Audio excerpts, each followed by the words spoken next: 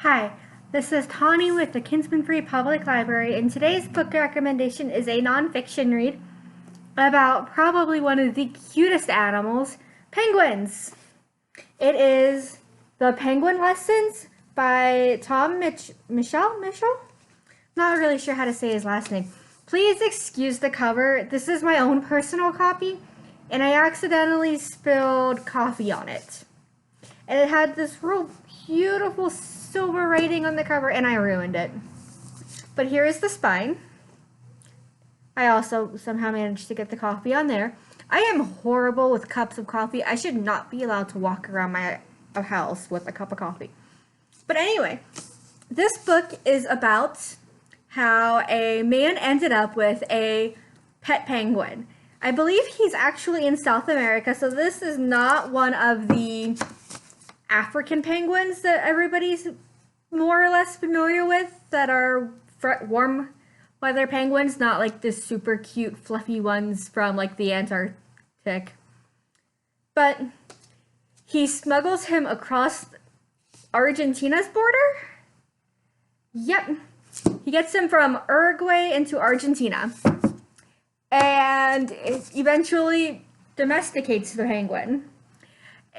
It's a trial and error. He quickly learns penguins are not the easiest of animals to take care of, and it probably wasn't something to keep on a college campus in professor housing, but he made it work.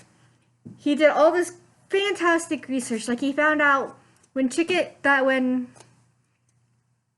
penguins try to eat on dry land, they can't. They just don't know how to swallow on dry land without the water from the ocean. So you kind of have to, that first time, force feed the penguin, and then eventually it'll figure out how to eat. He also shares stories of when people finally realize he's got a penguin living in his house, and the students taking the penguin out for adventures and shenanigans where the penguin was sliding downstairs using like sleds or bits of cardboard to make it a little easier, and how the kids just were utterly obsessed with that. And so he goes through everything that this little penguin eventually teaches him about living life. So it's just as much about penguins themselves as it is about finding yourself and realizing that your priorities might not have been right for you at the time.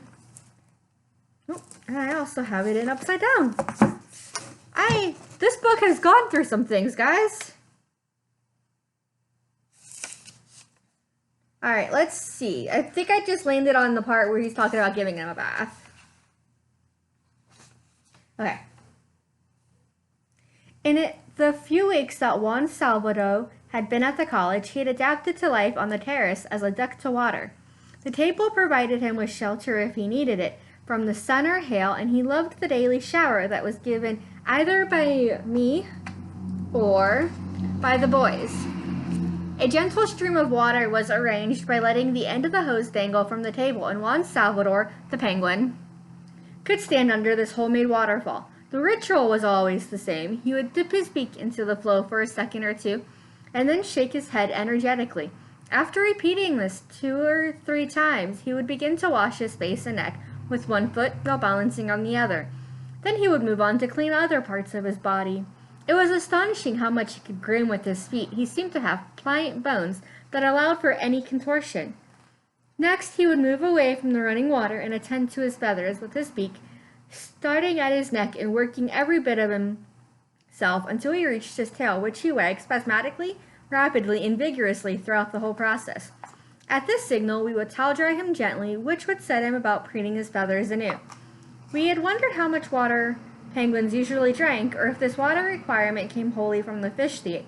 Consequently, Juan Salvador had never been left without water in a large saucepan.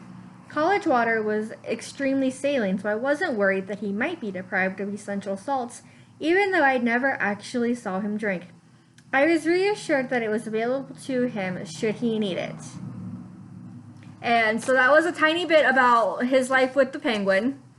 If you are super interested in this book, please check it out, whether through Hoopla and Libby, or overdrive, or once holds are available to be placed again, place it on hold.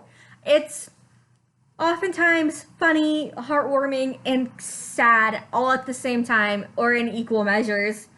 When I bought this, I bought it specifically because of the cover. I mean, it's a penguin in a scarf. Super cute. And I was expecting something kind of silly, but it turned out to be a really great read, and it held my attention the entire time.